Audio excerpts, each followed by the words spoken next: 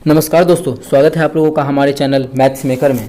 तो आज हम लोग रीजनिंग के कुछ अति महत्वपूर्ण प्रश्न करने वाले हैं। सभी क्वेश्चन एग्जाम में पूछा गया प्रश्न है। ये भी क्वेश्चन देखिए रेलवे के एग्जाम में बहुत बार पूछा गया क्वेश्चन है। रेलवे के एग्जाम के लिए VVI क्वेश्चन बहुत बार पूछा गया प्रश्न है।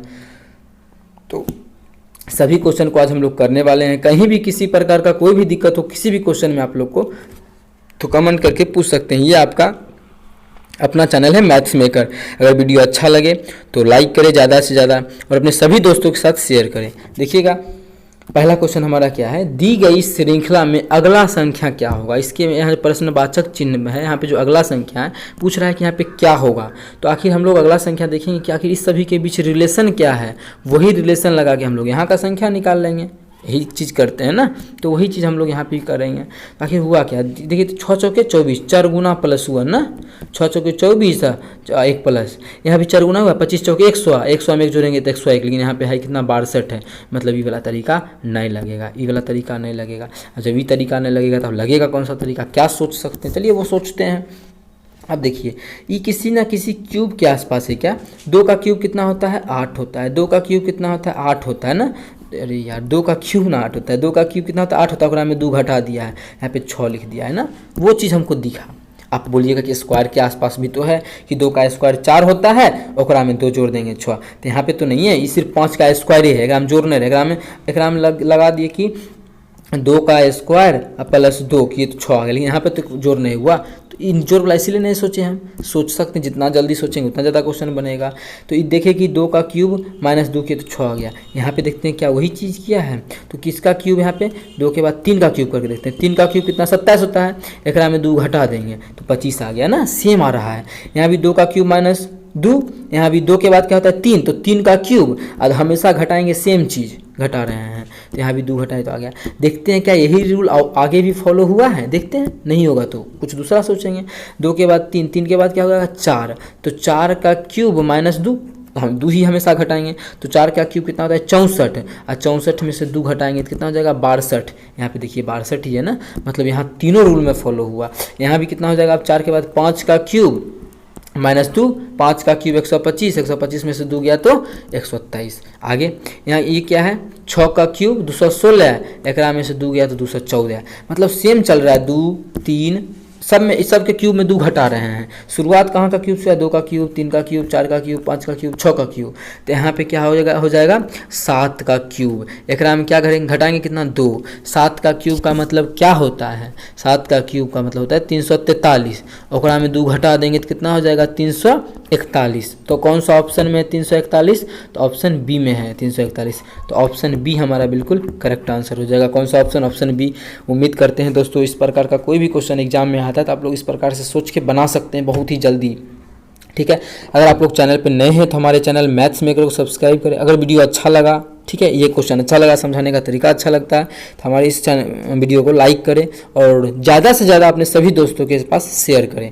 देखिएगा अगला क्वेश्चन 2 नंबर क्या है, दिए गए विकल्पों में से विषम संख्या को चुने। विषम संख्या का मतलब ये नहीं है कि विषम संख्या ये है, अब मानिए यहो विषम संख्या, यो विषम संख्या, चुन दे क्या दोनों आंसर हो जाएगा। नहीं, विषम संख्या कहने का मतलब ये है कि सबसे अलग कौन सा है।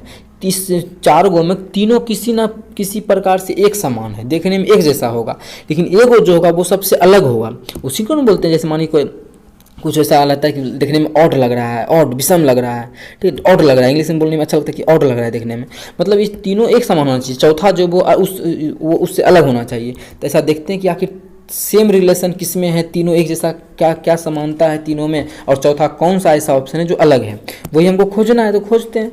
ये तो सिंपली दिख रहा है क्या है, ये किसी ना किसी का स्क्वायर है। तो हमको दिख रहा है जो 289 होता है वो 17 का स्क्वायर होता है, 289 ना। ये जो है 484 जो है ये होता है 22 का स्क्वायर, 22 का स्क्वायर होता है, हाँ 22 का स्क्वायर होता है। और 676 जो है ये शायद नहीं कन्फर्म, ये 26 का स्क्वायर होता है।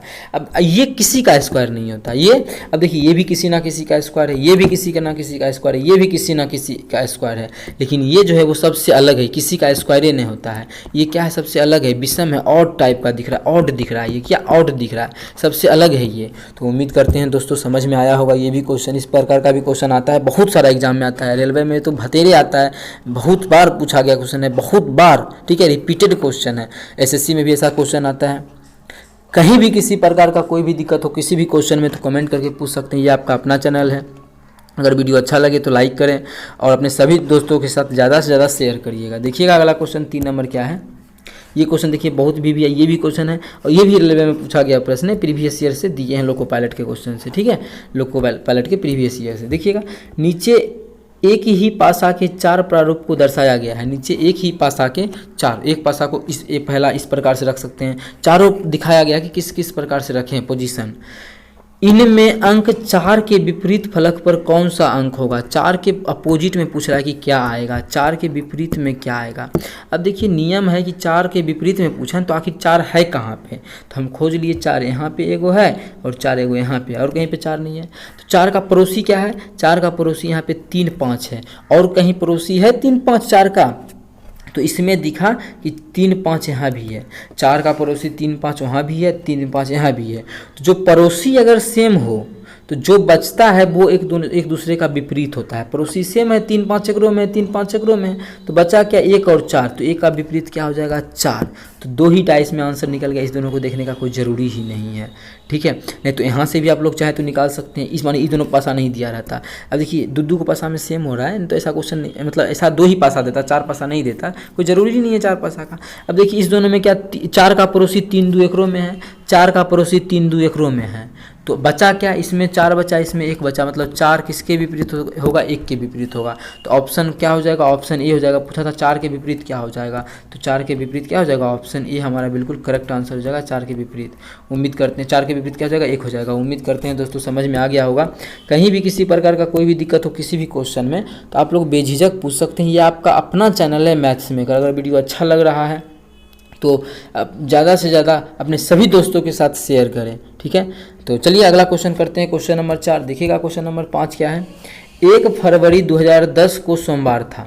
जब 1 फरवरी 2000, देखिए सेम साल बात किया तो साल को हटा दीजिए, सेम साल बोला है, साल का काम आएगा। देखिए फरवरी से मार्च में गया है ना, मार्च 5 मार्च गया है, अब 1 फरवरी से गया है, तो इसमें देख लेते हैं कि लीप वर्ष है या नहीं, साल को इसीलिए ले लेते हैं। तो 2010 क्या है, लीप वर्ष है या नहीं है, नहीं।